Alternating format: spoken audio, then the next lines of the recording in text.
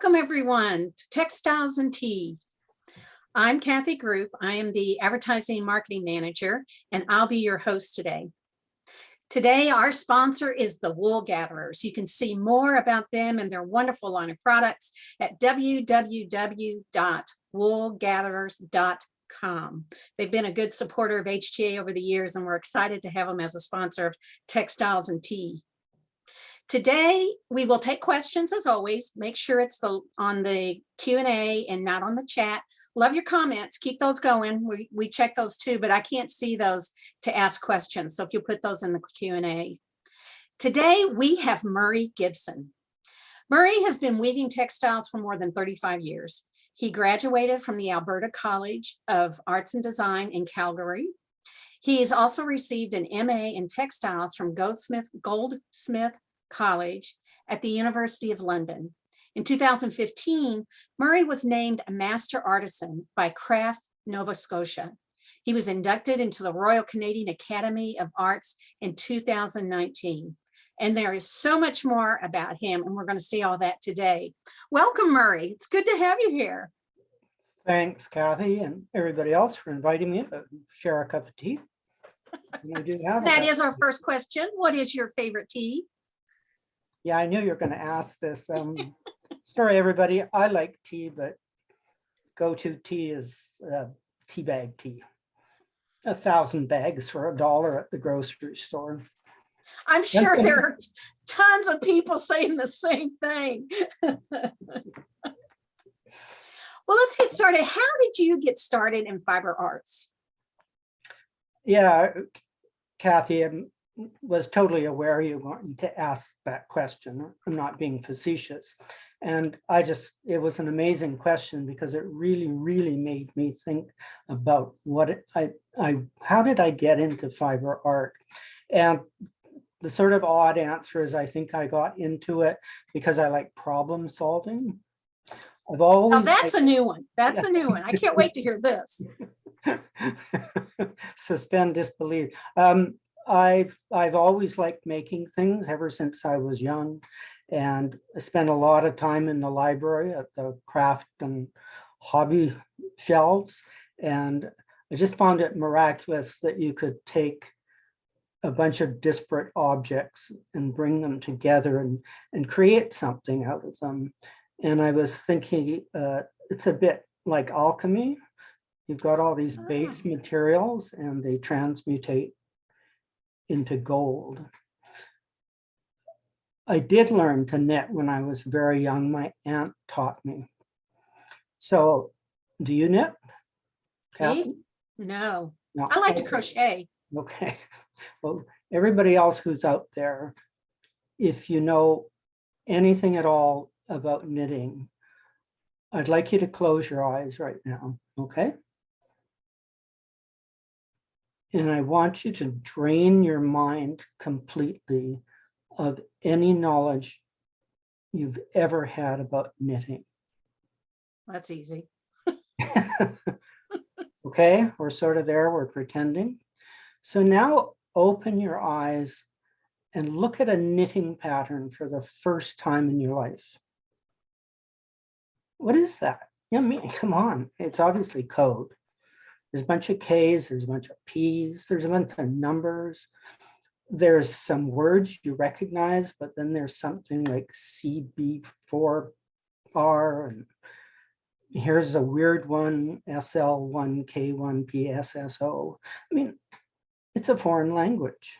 It's a code. How do I decipher that code? Okay, game over. We all know exactly what we know about knitting a minute ago. What you know is you know how to decipher that code, and you do it with 2 knitting needles and a ball of wool.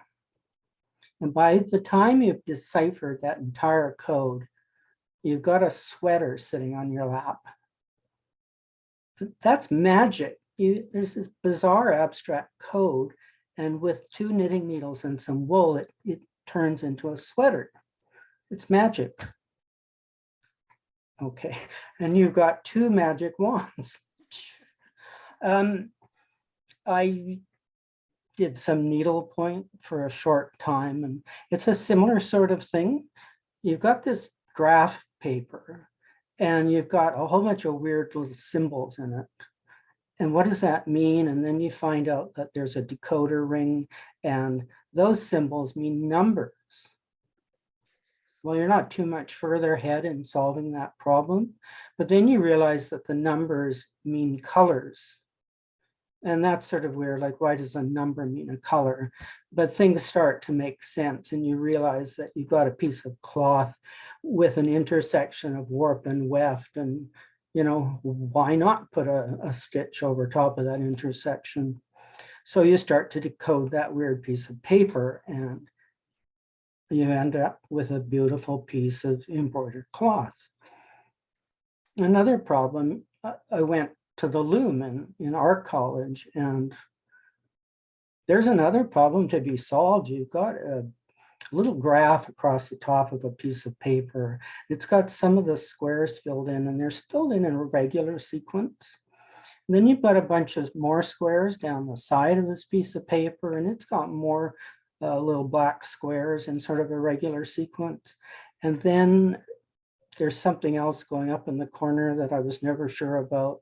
But what do you do with the rest of that piece of paper? And some mysterious voice comes and says, look at the rows and look at the columns and see where they intersect. And so you start doing all of that, and magic again, this pattern appears. And so where are you going to solve that code? You're going to take it to the loom. And then you get to use color and fiber and texture. And you end up with an amazing piece of cloth. So I'm going to circle back to the beginning, is that I think I work in fiber because I like solving problems. And it turns out that the problems that I like to solve involve fiber. And I think that's why I'm a tapestry weaver. There we go. Now that's an answer. That's an answer. That's amazing. I never thought about it before, but and all the comments are coming in going, wow, that's a great way of looking at it. So that's great. Well, look at something through some different eyes. Yeah. Well, the first piece we're going to look at is the Kalim, and it is one in a series that you looked at the Middle Eastern, the patterns come out of the Middle Eastern designs, and that you also use a lot of Western Africa designs, and that's in here too. Can you talk about how those works influence you, or why? What was the appeal that drew you to that? Yeah, another good question to think about. The works that we're talking about right now, Kathy, they were done very early in my weaving experience. In fact, 2 of them were done in my last year of art college. And so, I'm very enthusiastic about weaving. And just looking at this, I had a 60-inch 8 harness loom, was my first loom. Oh, wow. Everything I wove was 60 inches wide. But anyway, I was right out of art college, and I understood that I was part of a global community of weavers. And I wanted to find more about weaving around the world. And, I couldn't travel to those countries, but I could take the bus downtown and go to the library and look at more books. And I started looking at West African textiles, and particularly the kente cloth, and, taking it completely out of context. They're absolutely amazing works of modernist design theory and color theory. And then I realized that this magnificent piece of cloth was actually made up of strips of cloth, and they were sewn together to make the large cloth.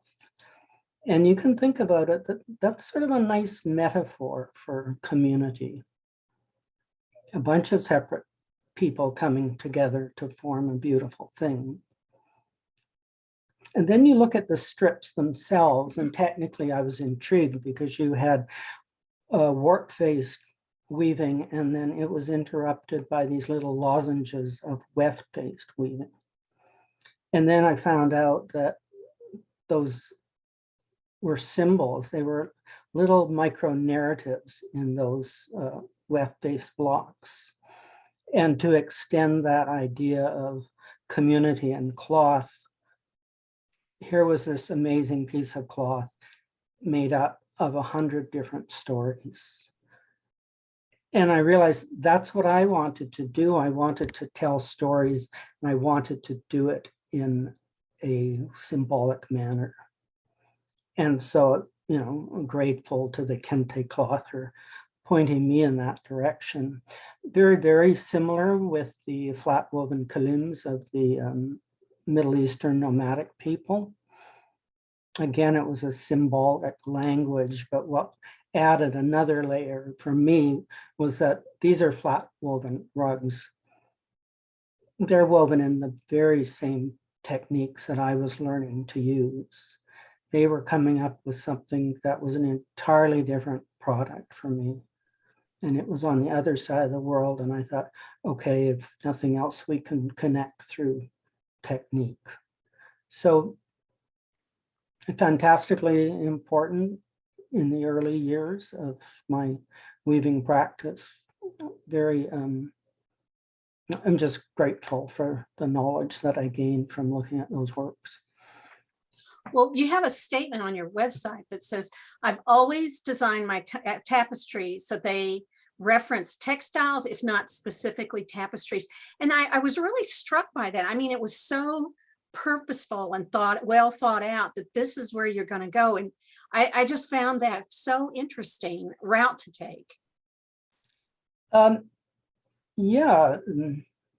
And we just talked about looking at those two cultures' textiles. As I said, those were early on in my career, and I decided I should really reflect on my own cultural heritage rather than others. And but ever since I was in art college, I thought, if I'm going to weave tapestries, they need to be worth weaving. They need to talk about cloth in some way. You know, that's just me. And so I started to search out ways of referencing cloth because I wanted my tapestries, wanted what I was doing to be best realized as woven cloth, my artistic concepts. And so I just started putting textiles into everything. In those early works, I was using architectural symbols and forms as standing in for mankind in the environment. But that environment was all textile patterning.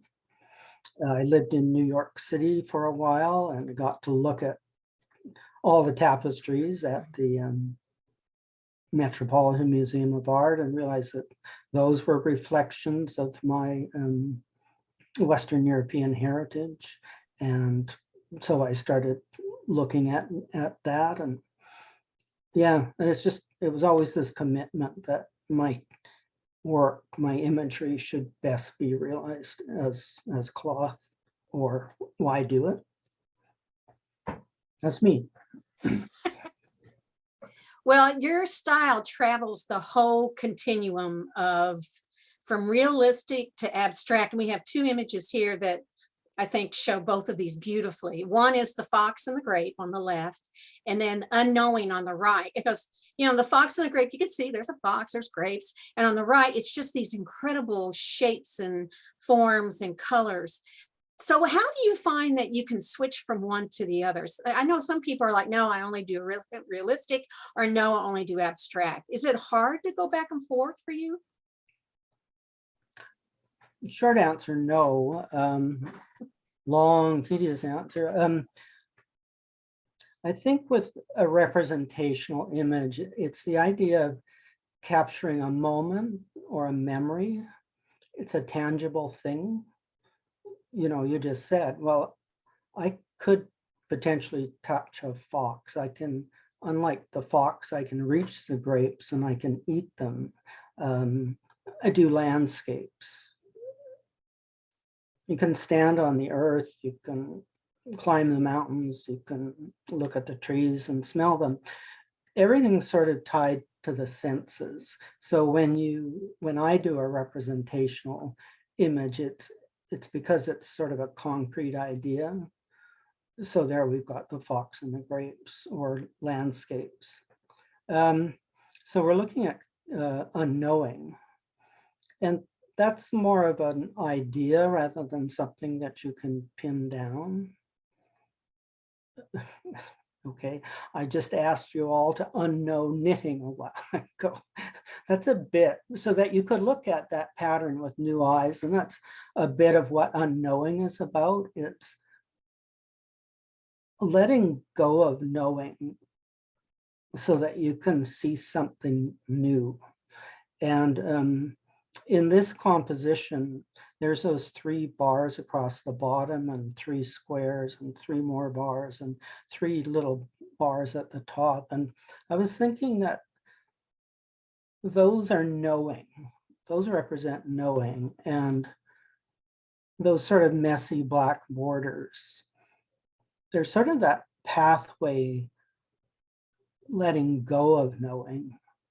And then in the middle, the purples and golds, that's, you've gone past knowing, but you're not quite at unknowing. And so you're making that journey.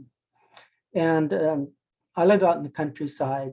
There's not a lot of light pollution, a clear night. There's just a billion stars out there.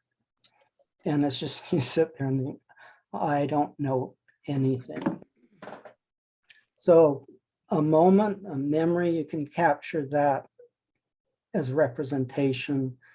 But if it's an idea or a concept, I think that's when I rely upon abstraction, because I can't pin anything down.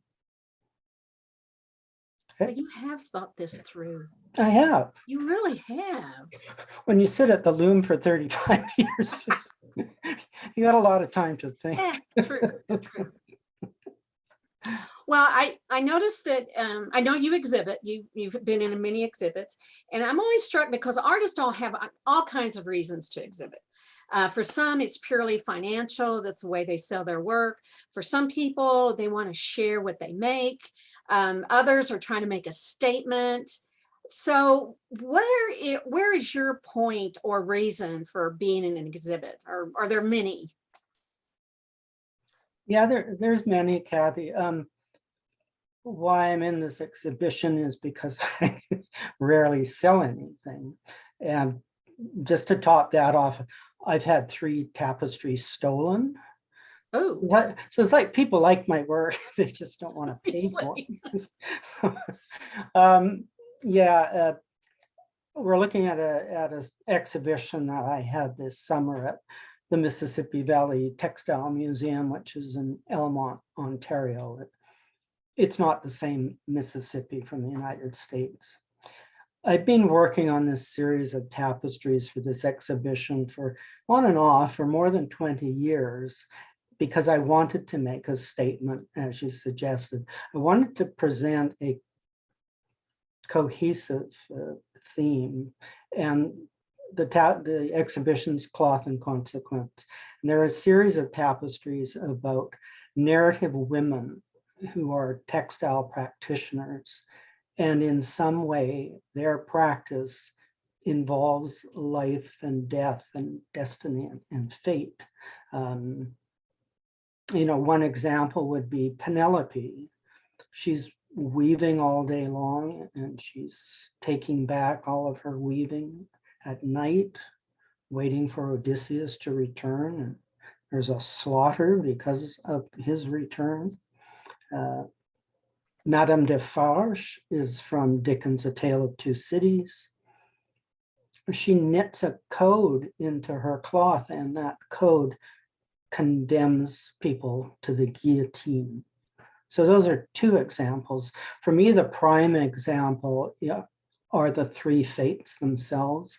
They're sister goddesses, and the youngest Clotho, she spins out the thread of life, and her sister Lachesis measures out the thread of life, and the eldest sister Atropos, which means death, cuts the thread of life. So in those three goddesses, we have birth and we have death, and we're not really in charge of those. But what we have with our cases is we have life, and those are the decisions that we make throughout our lives, and sort of bookended by life and death. I talked about those three tapestries being stolen. Two of them belonged in that exhibition. They were stolen and I didn't have access to them. Yeah. I had to Penelope had to be in that exhibition, and so I rewove Penelope. The tapestries we saw in that image of the entrance to my exhibition, they were my three fates, and they belong to another public collection. And because of COVID, I couldn't borrow them for the exhibition. And but luckily, we were able to at least project them at their full scale. So yeah. But carrying on with exhibitions, like I said, I've been working on this collection for more than 20 years. And I'm just lucky I had this exhibition this summer, and the museum was actually open for 6 of the 8 weeks that it was scheduled for. Oh, that's wonderful. For years, I thought I had a commitment from a gallery to have my exhibition, and they've backed away from that commitment. And COVID has fouled up everybody's exhibition schedules for years to come. So I got 20 years of tapestries in boxes under my bed. So sort of, yeah, not a, again, analysis, but not much of a fun question to ask actually, or answer. Well, we're waiting for that big show then. When Okay. COVID's over, those 20 pieces come out, the show. There we go. Be you sure and let us know. Okay. I'll tell everybody. Shall do. You were named Master Artisan by the Craft Nova Scotia in 2015. And then you were also inducted into the Royal Canadian Academy of Arts in 2019. How do you think those honors impacted you as a person and then you as an artist? Yeah, both of those designations, I think they point to understanding of professional achievement within the field of fine craft. So I need to go back to the first day of the first year of my art college. And we were all gathered in the college's auditorium, and the president of the college came in and gave us a pep talk. But he also said to us, a really small percentage of you are going to carry on and be studio artists. And I said to myself, I'm going to be one of those people. And so I just plugged away. That was a goal that I set myself, is I'm going to be a studio artist. And you put in the time and the energy and the learning, and you move forward to that goal. You're never ever going to actually touch it. I knew about the Academy, RCA. I knew about that, and so I sort of set that at another level of a goal. Is if I can get close to my goal, then I'd like to try to get to that goal. And it was similar with Craft Nova Scotia. They're both application processes, and it's just, okay, I'm feeling confident enough about my work myself that I'm going to make that application. And you send in images that trace the trajectory of your practice. So, I can't remember, but I might have submitted Kalim, and then I might have submitted the 3 fates just to show that trajectory. I had the exhibition record. I've been teaching for a long time. I've reached out into the community. I've written about my work.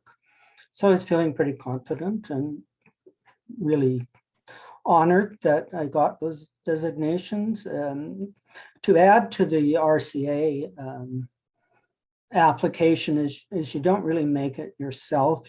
You're sponsored by 2 other RCAs, and really honored that Jane Kidd and Marcel Marois were my sponsors. Jane was my teacher.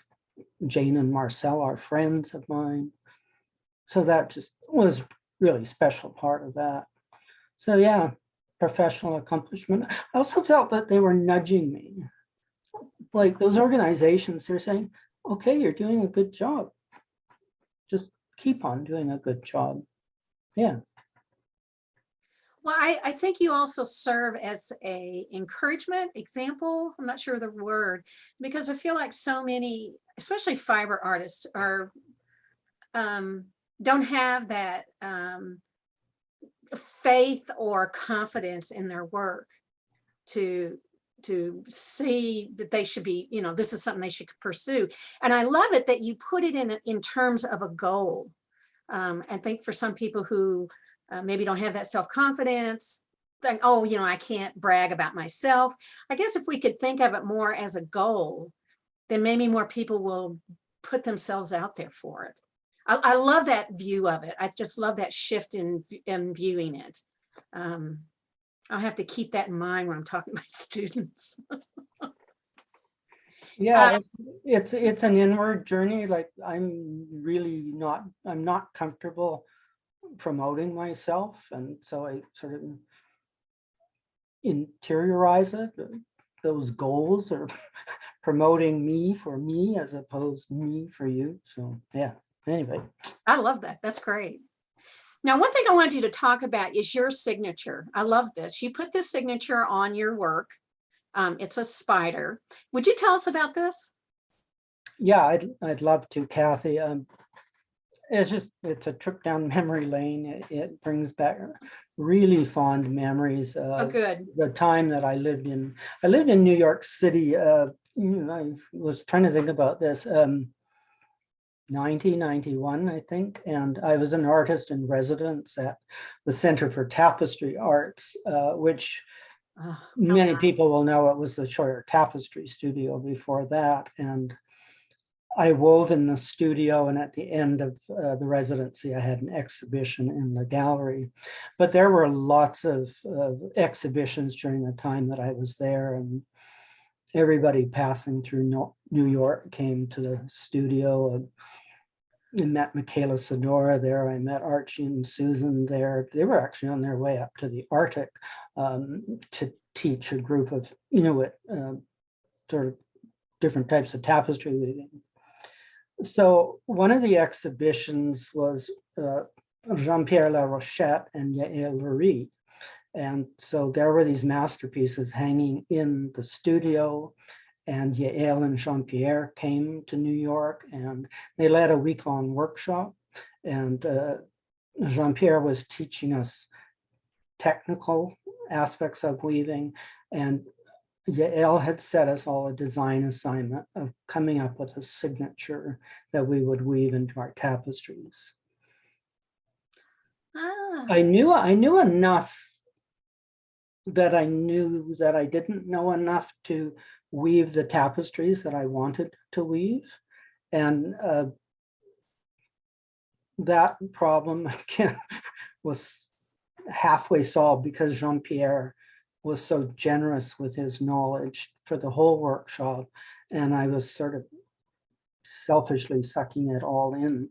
And because of my enthusiasm, I had woven quite a bit more than most of the other workshop participants. And I can still hear Jean-Pierre. He was on the left side of the loom, and he said, "Murray, you are a spider."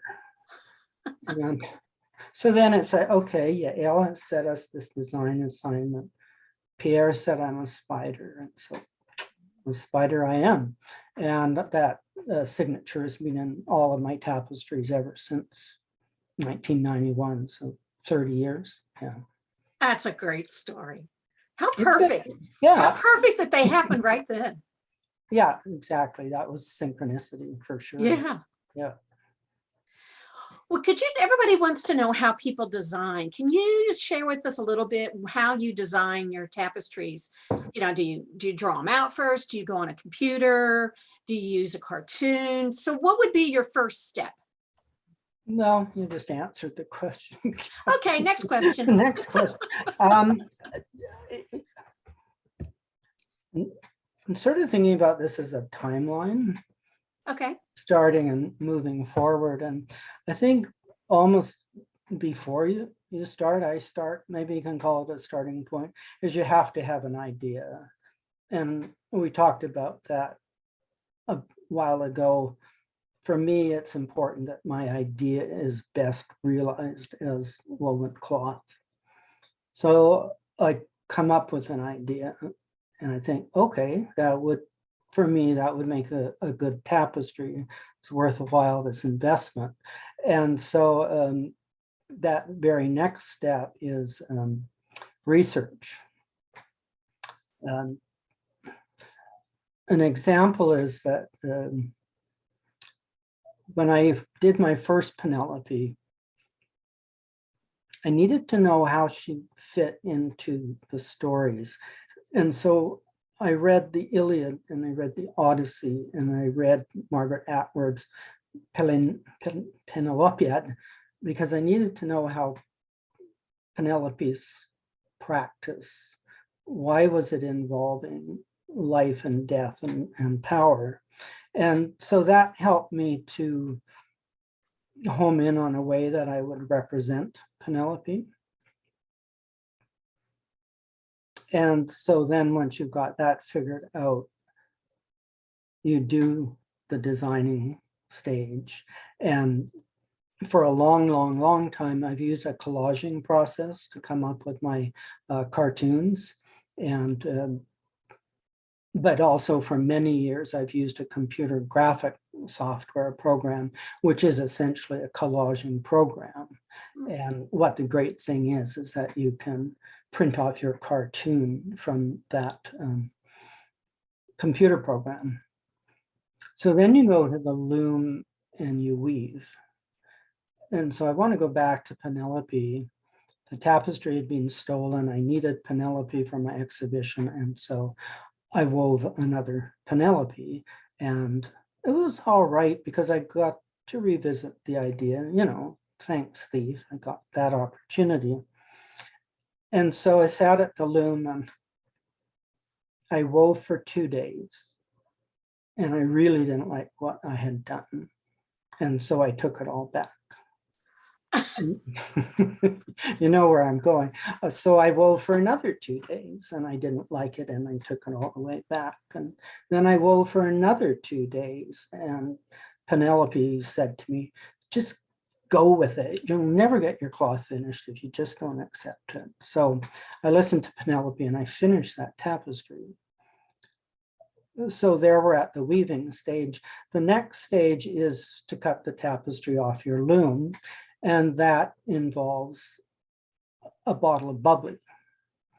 And then you throw the tapestry on the bed or on the floor to look at it. And the cat comes and lies right down in the middle of the cloth. And you finish the bottle of bubbly and you kick the cat off the tapestry. And then you have to go through that horrible stage of finishing it. And then you start again.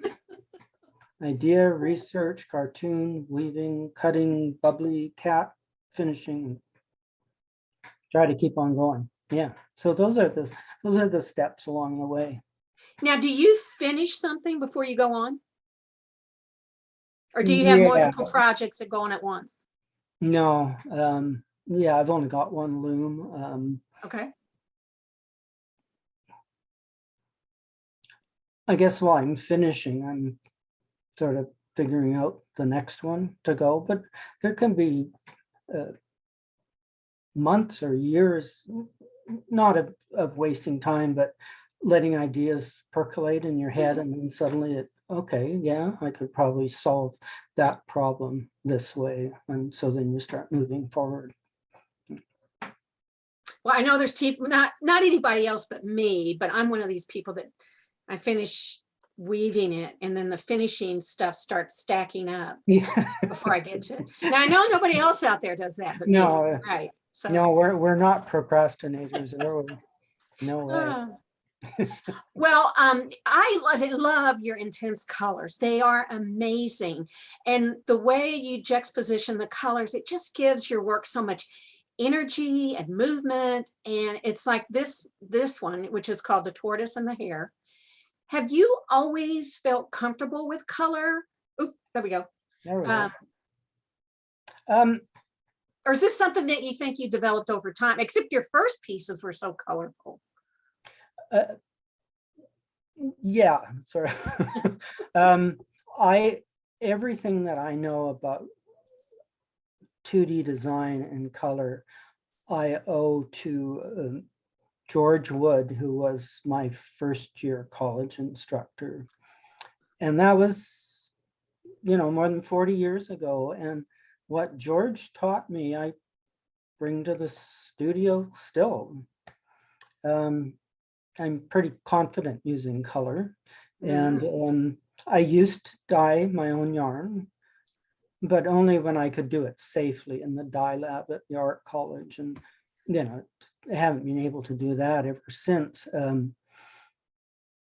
And so then I started using Paternaean yarn, and that's a pretty broad color palette, and you can do all sorts of mixing and broaden that color palette further. But that color palette has become a part of my design process. I'm designing a tapestry. I'm thinking about the tapestry in the back of my mind as that palette that I've been using for decades. So they're partners, the palette and the design. And there was just to pursue color. If you're not confident about color so much, there's lots of resources around, but one that I would strongly recommend, it's Color Theory in Action, and that's the original 1960s animated version of How the Grinch Stole Christmas. The artists, they used color. It's jaw-dropping. I've been watching this animation for decades, and every time I look at it, it's like my jaw drops. So that would be a fun way of learning about color theory. Yep. Do you teach that in your class? No, I don't. Actually tomorrow afternoon, I'm teaching online for the second time ever, and I'm going to do a color theory and design micro course in 3 hours. So sign me up. Okay. I love thinking, I can't wait to go watch The Grinch. I want to go see it now. I want to see it. When he's going down the hill, and wow. Take notes. That's amazing. I love this. Well, you're teaching online. I'm assuming it's because of COVID. Yeah. So how else has COVID impacted on you as an artist, as a person? Yeah. As a person, my physical health has been fine. Good. And, my heart goes out to anybody and everybody who's suffered serious illness and death in their families. I just can't imagine. I think we're all under a lot of stress. Of course we are. I couldn't teach last year, so I lost income. But, I got to I got to weave in my studio that year, and I got more tapestries together for Cloth and Consequence. And, you know, another good, in quotes, thing about COVID is what we're doing right now. We're going to lectures and we're meeting people and we're learning new things. And we're learning how to make sourdough bread. It's just, you know, really quite something. And just a really great thing that happened on January 1st was that I attended Barbara Burns' virtual cutting off of the tapestry that she'd been working on for months and months and months. Oh, how wonderful. Yeah, it was, you know. Oh, what a great idea. It was, that's the greatest idea. Wouldn't it be great if other people could invite others to their home when they're cutting a tapestry? I'm waiting for my invitation for your next piece. Okay. Okay. I'll have my bubbly. Yeah, right. And There we'll you go. drink it together separately. Sure. Okay. You're welcome. Yeah. All right. Well, what's next for you? Well, teaching online tomorrow. The tapestries for Cloth and Consequence, it's that project has maybe reached a pause, and I don't have anywhere to exhibit them. And ever since I began weaving, I was using that weft face tapestry to create imagery and to tell stories, narratives.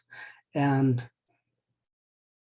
you know, cloth is warp and weft, and I was ignoring the warp. It was just hidden in there behind the tapestry. And I'm thinking of a new direction, and I think part of that direction is going to be, I want to somehow emphasize the warp more so than the weft, but within tapestry weaving.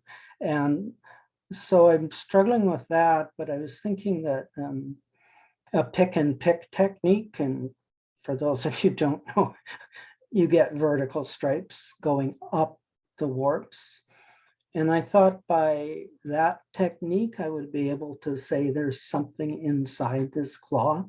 And associated with that was that I weave from the back and I interlock everything. And I'm thinking, well, still a weaving at the back, but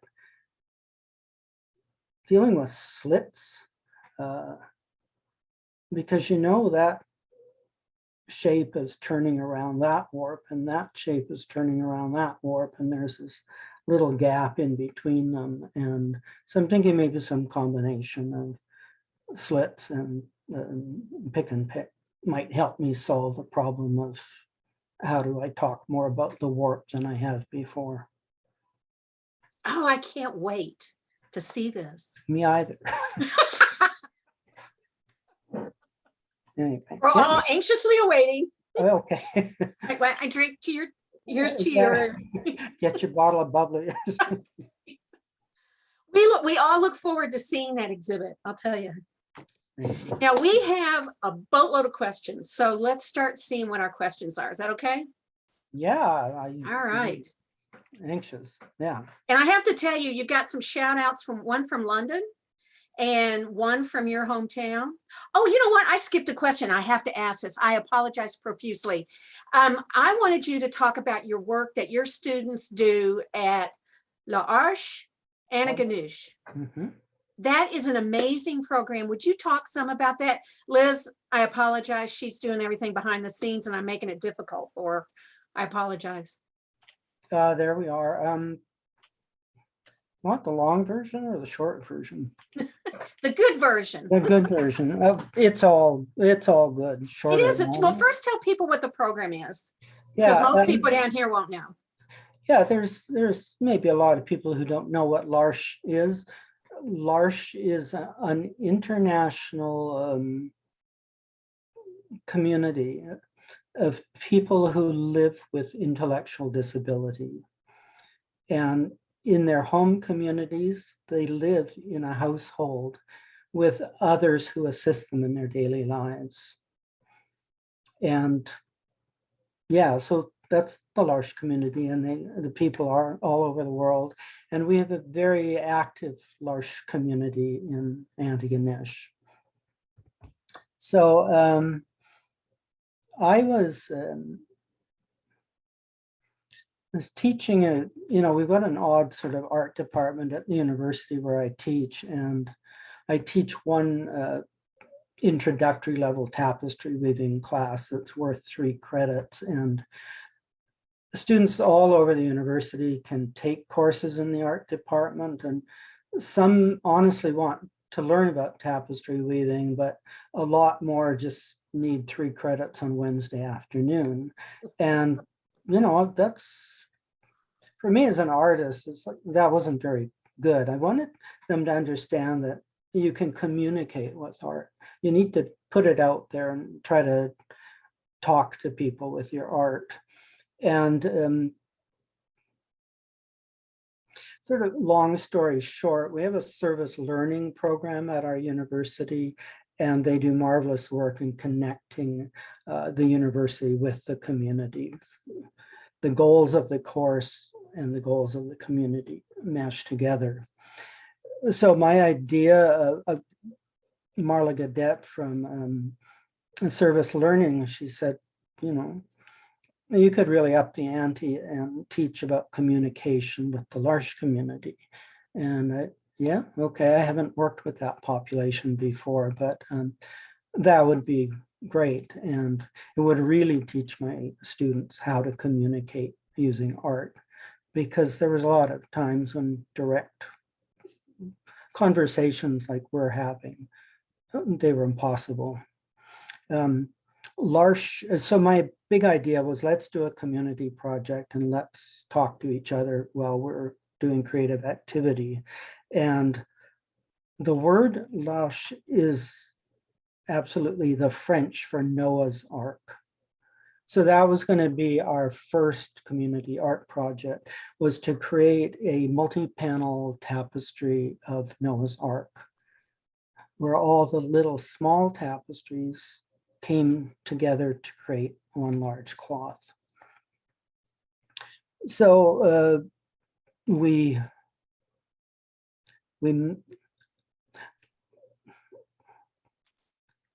lovingly and with respect, we call the L'Arche community folks. So my students went over to the L'Arche Center and met the folks and made partnerships.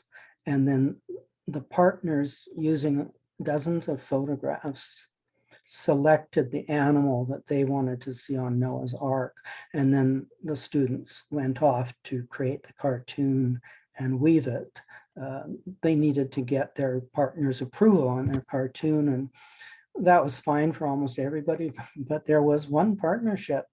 The young man had chosen an orca to be swimming behind the Noah's Ark, and his partner came in with her orca, and he didn't like it at all. So he drew his own orca, and she ended up weaving his cartoon.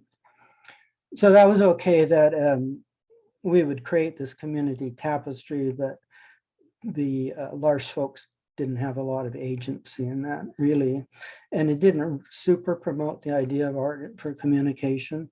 So what happened was that the L'Arche folks came to the university studio, and they spent an hour of every class weaving together. And you can see a couple of photographs of the partners weaving at these little tabletop looms. And the first year that we did it, the students didn't know how to weave, the folks didn't know how to weave, and they learned to weave together. They started creating together, and over the course of the term, they got to know each other with assistance. What did you do on the weekend? Go to the football game, go out for dinner, what did you do? But they all had to understand that this was all happening in front of a loom. And they did. They understood that you can create together and you can communicate together. You can create a community together. So really great things came out of this project, and L'Arche itself has developed a a thing called Hearts and Hands, and it's something that the hands, they hold creative activity at large. All sorts of studio art, music. They've got an improvisational drum circle that somebody just starts drumming and everybody joins in, and more magic pieces coming together. So Yeah, I went online and looked it up because I didn't know what it was. And I was so, just so impressed. And I love it that there's this wonderful program, but more importantly, that you are directing the students, even the ones who just need a 3-hour credit, you're directing them to, one, see outside themselves, but also to see that way that they can communicate through the fiber. I love that. That is wonderful. I wish there was more of that. All right, let me get back to my questions. yeah, sorry, I'm nattering on. No, you're not. I'm going to start off with a compliment. It says, this is from Gail Valance. Murray, you are an excellent instructor. I took a course from you in the 1990s at the Red Deer College, and I still use the wonderful notes that you gave to the class and the copper pipe loom that you made for me. You inspired me to weave tapestry. I came away from the class knowing I could do this. Kudos to a skillful teacher as well as a weaver. So good on you. There you go. Thank you, Gail. It's very gracious of you. Thank you. Betsy Blosser wants to know, how do you keep your cartoon? Oh, do you keep your cartoons? And then how do you store them? It's funny because I just got a burn barrel a few months ago, and you're just dragging these cartoons around. Yeah, I roll them up until I decide to burn them. Yeah, for years that computer program, it spews out a lot of 8.5 by 11 pieces of paper that you then have to tape together, and then I usually draw it on Mylar, so I get a single piece of paper. Oh, okay. Okay. Something I've discovered recently is I'm going to draw it onto interfacing, because that doesn't make all the bangs and rattles of a piece of paper at the loom. So I found that works quite well. Yeah. But yeah, rolling them up, sticking them under the bed, and then throwing them out at some point in the future. What computer program? I mean, Connie Yates is asking this, but I thought that too. What computer program do you use? An antique version of Corel Draw. Uh-huh. Yeah, it's this collaging software. Okay. Oh, some people want to know, what kind of yarn do you use and the palette? Yeah, for decades I've been using the Pattern Ann yarn and the palette that it provides. Lots of great colors, and then there's a value range. So that allows you to get gradations, and it splits apart really, really easily. So you can make new colors by combining different colors. I use a lot of mercerized cotton. I don't know, it's DMC here in Canada. I don't know. It's the very same product. It might be called something else in the United States. So you use cotton and wool? Yeah, mostly cotton. Yeah, and the warp is cotton sen twine. Oh, okay. All right. And then what Ellen Van Bronkhorst wants to know, what kind of loom do you weave on? I'm really fortunate to have a 4-foot John Shannock loom that my friend Beverly Godfrey, who I worked with in New York City, she agreed to let it go to me. Yeah.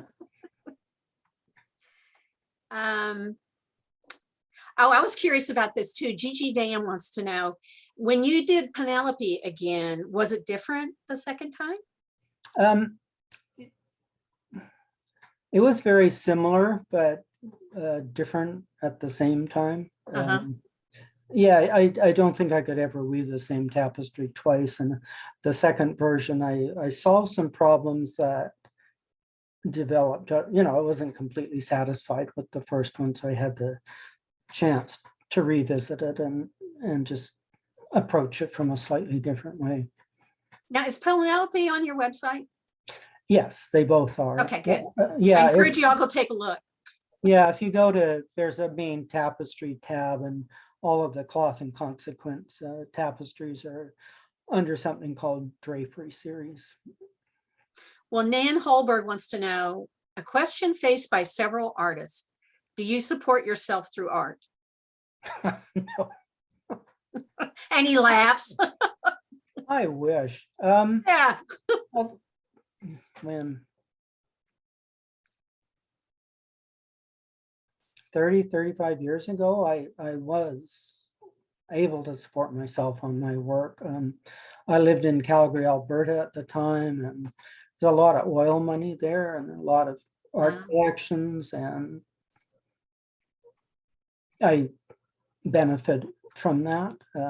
I've done a lot of commissions in the past, but really I have been focusing on these tapestries. I can't make a living on my art.